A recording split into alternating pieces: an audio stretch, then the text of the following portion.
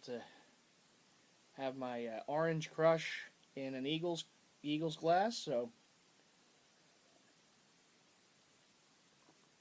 ah, the sweet taste of victory. um, all props aside, listen, a 51-23 win is against a team that came in having one of the top defenses in the league, and the Eagles without.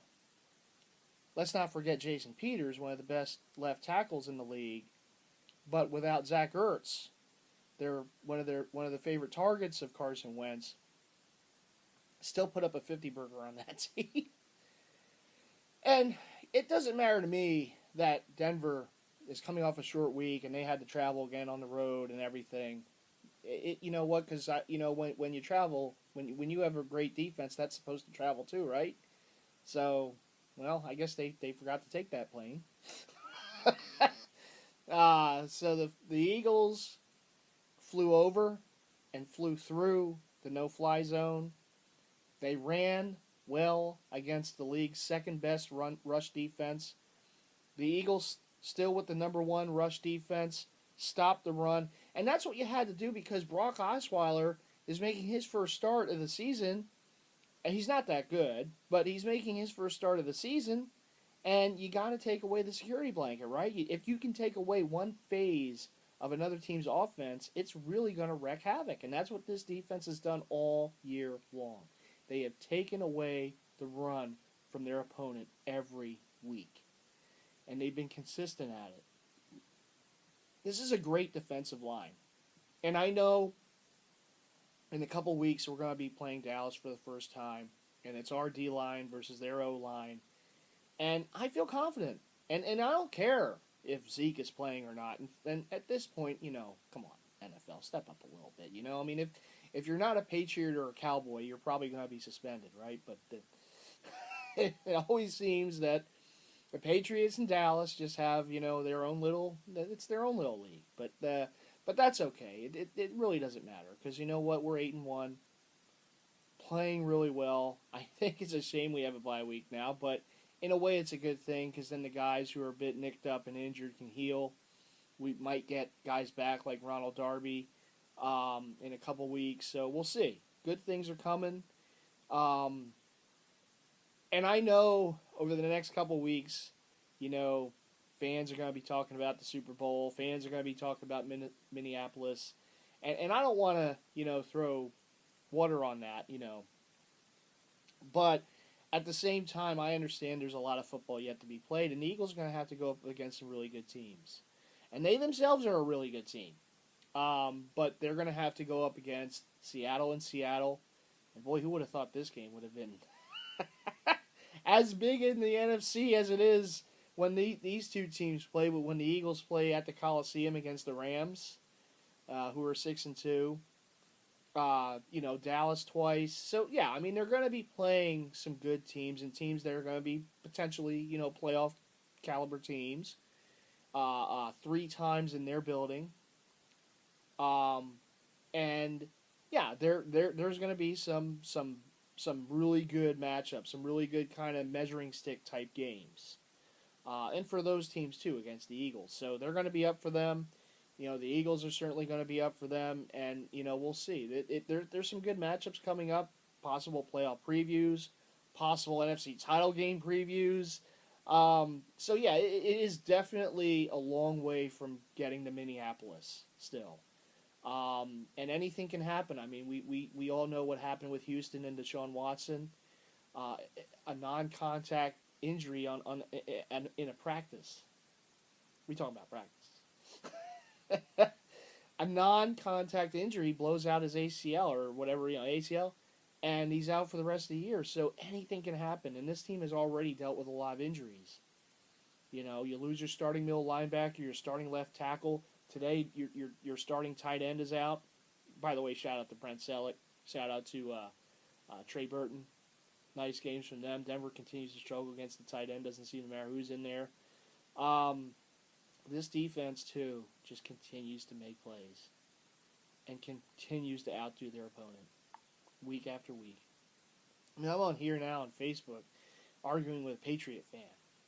I mean, this is what it's come to now. When your team's 8-1, it draws the ire of Patriot fans.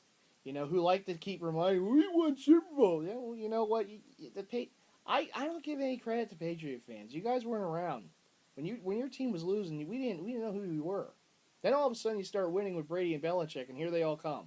All right, Eagle fans have always been there, always.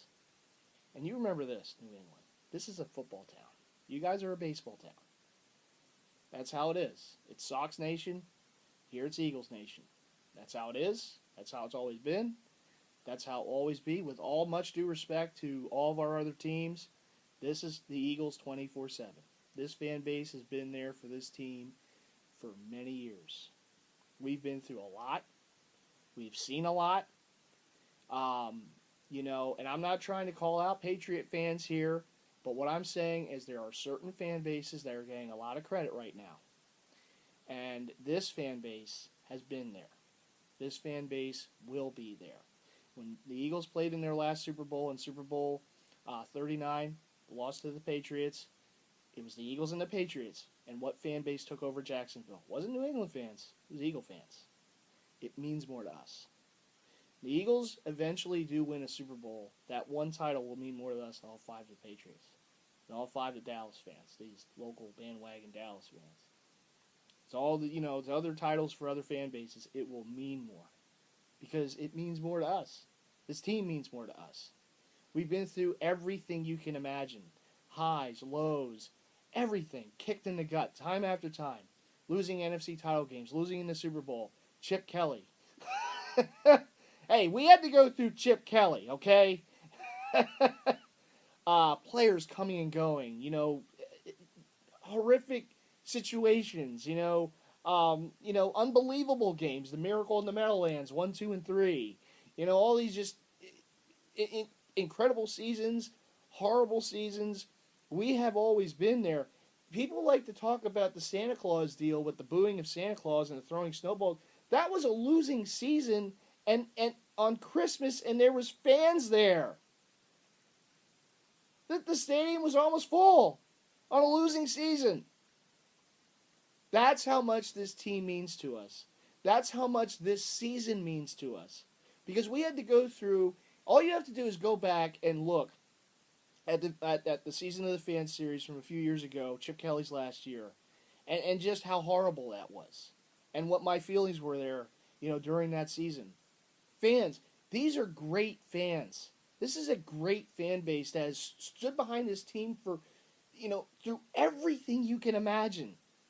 These are not fans that leave games early very often. That season, the fans were leaving games early because it was just so bad. It was so bad. And that season, that team got screwed up so bad from that buffoon, Kelly, doing fantasy football in real life with a football team. Kicking Howie Roseman out to, some back office so Chip can get all the power. And what did he do with it? He darn near ruined a franchise. And God bless the ownership of this team. And the fact that they went out and addressed it. They got rid of Chip. And you know what? That offseason, they bring in Doug Peterson, which we all kind of, I mean, it was questioned. It was questioned. From the Andy Reid tree, we went through, how many years with Andy, and it was going good, and it didn't end well. It got stale, and now we're going to a guy from the Andy Reid system. What's going on? They're just getting some guy who they're comfortable with. But good for them. Good for them. Howie Roseman brought back in charge as the GM, and what does he do? He makes two incredible moves to move up to the second pick in the draft because they saw that Carson Wentz can be the franchise quarterback of this team. And God bless the Dolphins and the Browns for allowing the Eagles to make those moves to get up to number 2 and get their guy. My God. And in his second year in the league, he could be an MVP. There's still some games to go. Still a long way to go. I get that. But the guy's playing at an MVP level. The team is 8-1. And as I watch Dallas make a play here in a 7-3 game, I understand there are some players on other teams doing well, but Carson's just playing at another level. I mean, he took apart that defense today. One of the you can argue the best pass rush defense in the league got picked apart by Carson Wentz, a second-year quarterback, without his top target in Zach Ertz, without his starting future Hall of Fame left tackle. It's amazing. You know, all the moves that were made, and sometimes they just work out. You know, they bring in Jay Ajayi. Great move. You know, I said last week, I don't know about if they need to get a running back, but yeah, I mean, it's true that the problem that these running backs had is the pass protection. They don't block very well. They don't pick up the blitz. Jay Ajayi does that. Jay Ajayi is a workhorse back. They didn't really have that. They had guys who are good for what they do, but they're not every down backs. Jay Ajayi is. And what do you see today? Again, they still have the system. Jay Ajayi making plays, LeGarrette Blount making plays.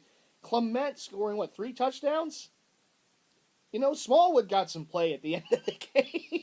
He breaks off a big run. It just works. That was a great move to pick up Jay Ajayi. And he's not a rental player. He's a guy that's going to be here for a few years and grow in this offense. Great move by Rhodes. And you're like, how the heck is this guy making these moves? It's unbelievable. Right? Exec of the year. Everything that they have done has worked. And there are times where we've gone through seasons, everything they do doesn't work. And now we're going through a season where every button that was pressed was the right button. And it feels damn great. This is a fan base that we have waited for this. I mean, you know, we were tortured in those years a few years ago. And last year, you know, we were kind of teased. Getting off to a 3-0 start and then, you know, going 7-9, you know, to finish off the season. But I said at the end of last year, you just have to look back, last year's video, you know, the wrap-up of the season. I said last year, I liked how this team was playing those last 2 weeks. They could have laid down. The last 3 weeks, really, against Baltimore, too, in a losing effort. They could have laid down, you know, after that horrible game against Cincinnati. They could have laid down. They could have not played, you know, hey, we don't have anything to play for. But they played hard. You know, they finished the year strong. They won the last 2 games. Yeah, the backup bowl against Dallas. But they played hard. They showed heart, and they showed that they want to play for this coach. Now, could I have imagined then that they're going to start this season 8-1? No. But I think you can kind of take from how they ended the season last year to how this season has began and what they did in the offseason and the OTAs and the you know, the training camp and, you know, how they were, you know, coming together as a team. And now how they're playing. And is it shocking? Yeah. But is it overly surprising? No. Because this team plays for one another. I mean, these are likable guys. You know, and a coaching staff that's hitting all the right buttons. They have the right players in the situations that they're in. And they're all contributing. Who do you cover on this offense? You can say Zach Ertz. Well, Zach Ertz wasn't there today, and they put up 50 points on one of the top defenses in the league. Who do you cover? Well, okay, easy to say. You just stop Carson Wentz. Well, as you saw, as you've seen this season, that's easier said than done. Because when Carson isn't beating you with his arm, he's beating you with his feet. You know, he's keeping plays alive, moving around. I know other quarterbacks do it. I just see Dak Prescott scoring a touchdown. I know there's other quarterbacks that do it. Look, Dallas went 13-3 last year with 2 rookies. But what happened when they got to the playoffs? They lost. Why? I mean, the offense was making some plays. They were slowed down early. The defense let them down. They did not have a defense last year, and I knew it. I knew going into the playoffs, I said, look, they're 13-3. As an Eagles fan, I can't stand this, but I have hope that defense is going to let them down, and they did. The difference between what Dallas was doing last year and what the Eagles are doing this year is the Eagles have a dominant defense. A defense that will make stops. A defense that in the playoffs will stop the run and will get the other team off the field and will get turnovers. And this offense will continue to make plays. I'm not saying Super Bowl right now. I'm not, saying Minneapolis. I'm not, because I know there's a lot of games left to go, tough games, uh, good teams they're going to be seeing, and there's still teams. I mean, you talk about record wise, yeah, it's awesome to be 8-1, but there's a lot of teams. I mean, New Orleans is 6-2, uh, the the Rams are 6-2. If Seattle wins, I believe they would be 6-2. Against the Redskins, so there are still teams, and Dallas still kind of hanging around there.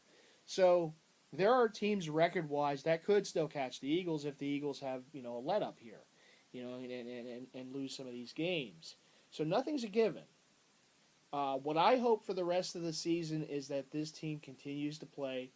I'm not saying they're going to win all the rest of their games, but get a bye week. Be one of those top 2 seeds in the NFC playoffs. I would love it if they're the number 1 seed overall. That means the road to Minneapolis goes through Philly, and I know we've lost in those NFC title games in the past at home. I get that, Tampa and Carolina, but we beat Atlanta, beat Dallas back in 1980. Any Dallas fans out there, hey, the only time the Eagles and Dallas played an NFC title game, well, you know who won. Wilbert Montgomery off tackle. You got, this team, and I know that there's all that talk about Seattle's great home field advantage and, Green Bay and all these other teams, right? The Eagles have a tremendous home field advantage. This has become one of the toughest places to play for an opposing team, not just this year, but last year too. I think they lost just 1 game at home last year, and that was in a 7-9 season.